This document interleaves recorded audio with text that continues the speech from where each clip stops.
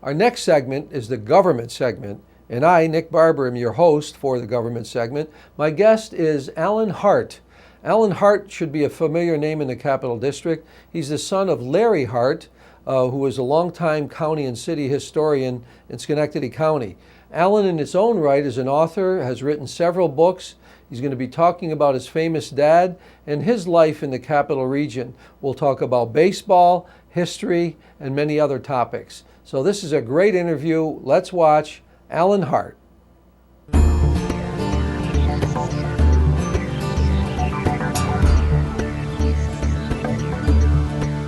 Hello, everybody, and welcome to Impact. I'm Nick Barber, your host for the government segment, and my guest today is Alan Hart. Alan Hart is an author, historian, a man of many talents, and we're going to have a great interview today. Welcome, Alan. Nick. Nice to see you. We're no strangers, are we? We've done this before. We've done this before for prior projects. Alan has a lot of books here, and the reason he has a lot of books is because he's written many of these books, and also we can't talk about history and books without mentioning his father, Larry Hart. Your father was the county historian in Schenectady County for many years, correct? Right. And he also wrote a column in the Daily Gazette, Schenectady Gazette at the time, called The Art and Heart of Politics. Right. And who was Art and Hart? Well, Art Isabel was the other half native of Amsterdam, and he and my father did this column many years. And then subsequently, Dad did Tales of Old Dorp, which is history. Right. Yeah. So as a county historian, part of his job was to preserve history, to bring attention to it. And he went way beyond the mark because he's written, I don't know how many books. I have several of them, but 16. Your father wrote 16 books, basically on history of Schenectady County and maybe surrounding areas. I know you said that the one, we'll talk about the book specifically, but the one that's very popular was, maybe we want to hold that one up, the Sacandaga story. Correct. Is that the first book that he wrote? 1967 with the old 67? Underwood typewriter. And, yeah. So, and it's had 12 printings now. It's about the Sacandaga River Valley before it was flooded in 1930. Okay. The Sacandaga story, A Valley of Yesteryear by Larry Hart. Loaded with pictures. Oh, great. So that was the first one. Then, of course, there was a gush of other books that he wrote over the years. Maybe we could just sort of highlight a couple of them, and then we want to get to your books. You wrote some very excellent books that I particularly enjoyed, a couple of them. Why don't we just show a couple of the books that your father, Larry Hart, wrote? All right. Just a little glimpse of each one. Okay, these are probably the two most popular. This is called This I Remember Growing Up in Schenectady. And it covers the period of 1920 when he was born until World War II, about 22 years. And this one, The Best of Old Dorp, is a collection of what he considered his best columns of Tales of Old Dorp. Yes. Oh, yeah. And it was we didn't mention that. He wrote another column, The Tales of Old Dorp. Book one, he had planned on doing another, but he didn't. Right. But those are probably his two most popular. Did I get the three most popular? Okay. Now, I like this one too. Maybe we could pick that up. That one on the bottom, I love that. I have that book. Schenectady, A Pictorial History. This is 1984, I think he printed this. Yep. And I should flip through it a little bit. It shows so many beautiful pictures, so many interesting, wonderful pictures in Schenectady in this book. That's a great book. There's the Erie Canal. Erie Canal. Erie Boulevard. Yep. Terrific just photos. An awful lot here. Terrific photos, yep. So, of course, we can't cover all 16 books today, but your father wrote a lot of wonderful books. Now, here's some of my favorites. Can I say which ones are my favorites? Sure. Okay, that you wrote. And when did you start writing? I mean, you took the torch from your father, and then you started writing and became an author and published 4 or 5 books on your own? It began in 2003, I would say, when my father he had Alzheimer's disease, and I just started writing about him and turned it into a book. It's a biography of him. Mm-hmm. Well, since we're talking about your father briefly, this book is interesting. It's called Larry Hart, My Dad.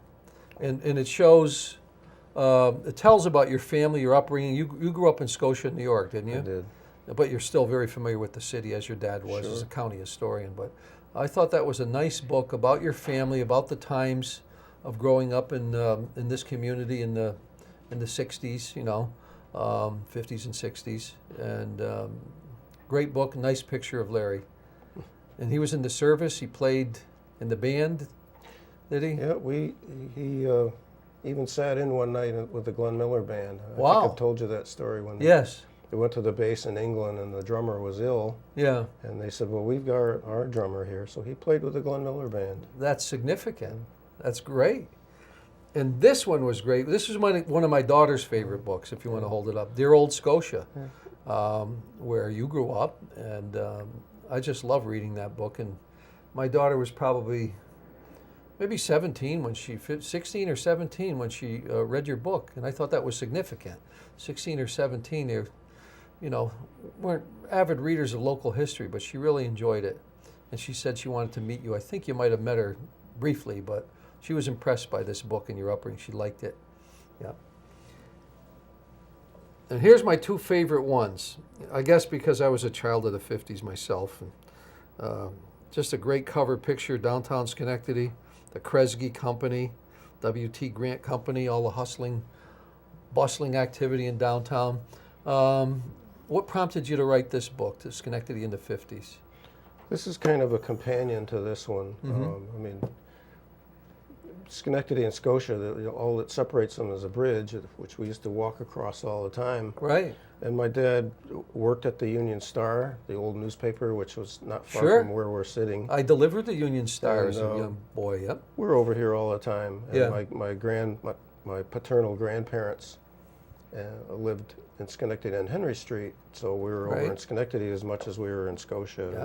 And it covers the time period of the 50s and early 60s. Yes, and it was great, very enjoyable read.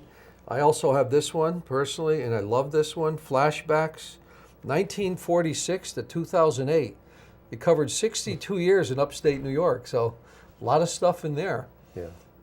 Again, this is sort of it is an autobiography Mm-hmm. of myself, and the intention was that people would really look at their own lives and find what they've seen, that's meant something to them, and Yes. the memories. I could relate to the scenarios and the stories that you told in this book, and I'm sure other people of my era, age, can also relate. This is a wonderful book.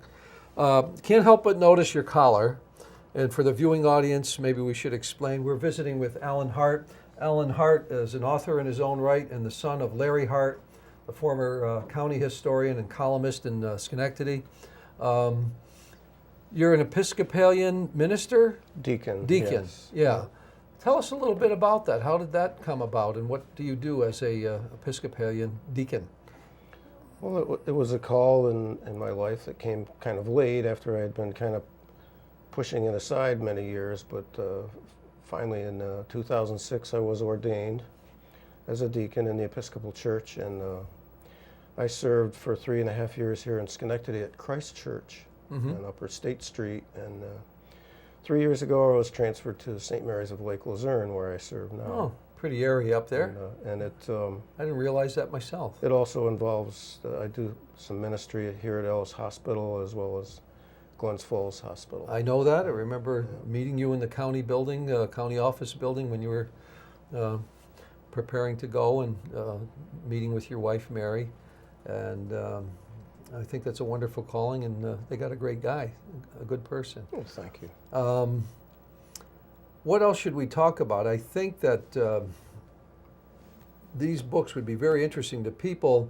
How could someone get one of these books if they're, and we're not selling your books, but we can't mention prices or anything, but if somebody had more interest and wanted to get a hold of you, how would they contact you? Email. Your or email? Telephone. Or your phone? Yeah. You don't mind giving your phone number, Alan Hart? And they're also available in many independent bookstores, like the Open Door Oh, right here okay. in So- Schenectady is one. Oh, good. So you can go to Open Door Bookstore, go to your email, and We'll try to put your email up on the screen. That'd be great. Alan, do you have any other projects in mind? Not really. The last book you wrote was what, 2008, was it? Yes, that's flashbacks. The here. flashbacks, yeah. My friend Matthew Papa from Schenectady drew the cover. This is a graphic, Yeah. speed graphic camera. Uh-huh. Well, that's a great book. I like the cover, too. It's a catchy title. Other than books, your father had some interesting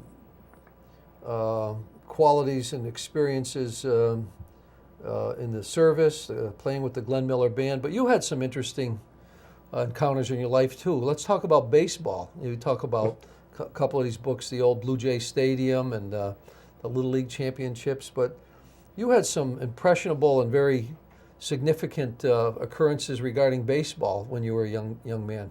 Maybe you could tell us about some of those experiences. Oh, sure. Well, I grew up, I came on it honestly. My mother was a rabid Brooklyn Dodger fan.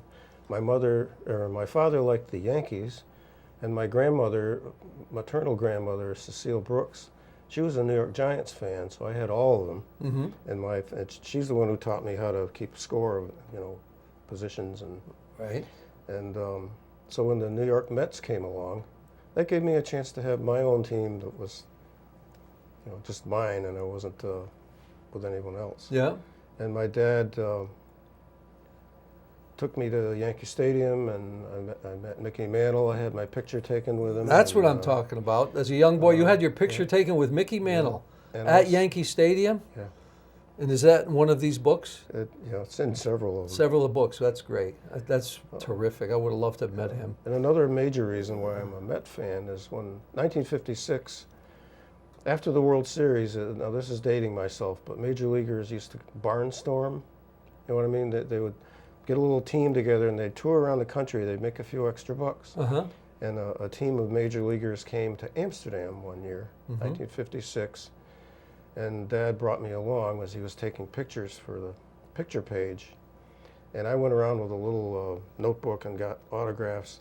But one man who was especially nice to me that day was Frank Thomas. Mm-hmm. And he just not only signed my autograph, how you doing, son? And do you play ball? And how are your grades? And really nice man. And whereas some of the others that day weren't, they were more gruff. Yeah. And so Frank Thomas became my favorite player, and he was traded to the Mets just before their first season. So he was an original Met, as that was another reason I'll get to watch him, listen to him every game.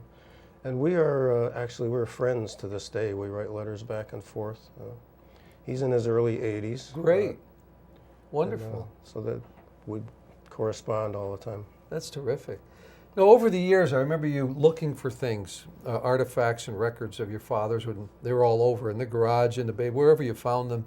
But a few years ago, we did a little production, Abraham Lincoln, a pictorial. That was so fascinating. As the camera saw him. As the camera saw him, I can't remember the title right now, but wow, you had some very, very interesting pictures of the Civil War. Lincoln, when he visited Schenectady. Lincoln was here in Schenectady. What was the name of that hotel? I don't remember. It was Givens Hotel? Givens, I think, yeah, on Wall Street down...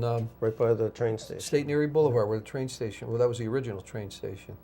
And some very, very interesting little stories where they were welcoming him with a cannon. They fired the cannon, and the cannon, I guess it had a cannonball in it, and it hit a glass window or something. People thought the president was going to be assassinated, but it was just a welcome, firing the cannon.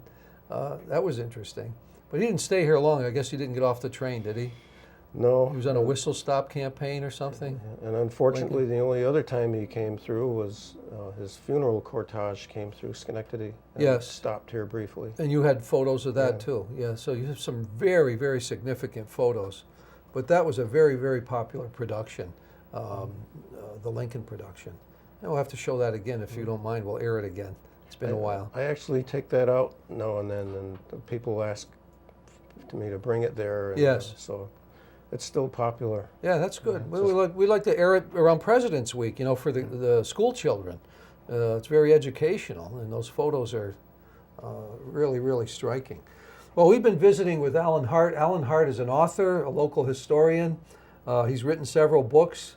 Like his dad, Larry Hart, our former county historian and columnist. Alan, it's a short interview, but boy, it was really interesting, and we want to have you come back again and talk to us some more, if you will, someday. Absolutely. But thank you so much for coming, and get started on that next book, okay? God bless you. All right, thank you, and God bless you. Alan Hart. I'm Nick Barber. That's it for Impact, and thanks for watching, and we'll see you next week.